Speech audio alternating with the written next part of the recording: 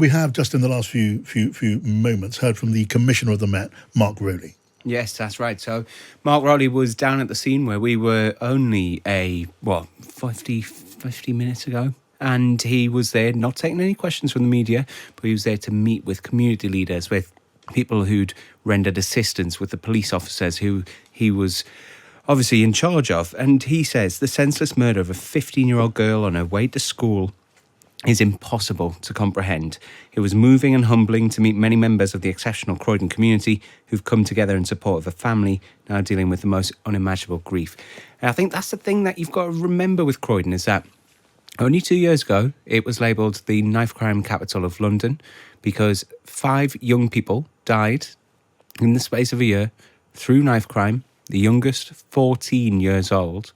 And so they've made great efforts in trying to rebuild this community up. They've had community leaders working with the police, getting the police to speak to young people, to do workshops, to find out exactly the right way to speak to children, to bring them on board with this message that nobody should carry a knife. The next year in 2022, 0 deaths.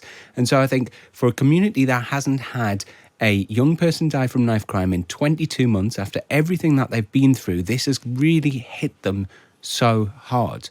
And so the call is now to redouble that effort. All of the people that I've been speaking to today say they know they can make inroads to try to stop knife crime and to try and make it a safer place, but they've just got to keep on doing it and doing it even harder. And this will have a dreadful chilling effect on the local area and the local community. Now, as we know, a teenage boy has been arrested. We're constrained by what we can say in those circumstances.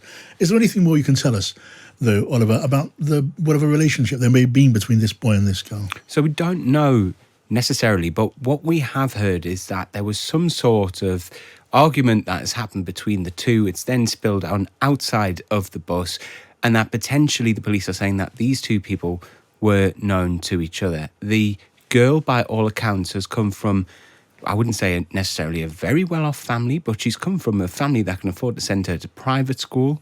This is not the typical stereotype that people think of when it comes to knife crime. It's not really something that you see happens to 15-year-old girls, and yet it's obviously left this community in utter shock and despair. The school, of course, has had to issue a statement.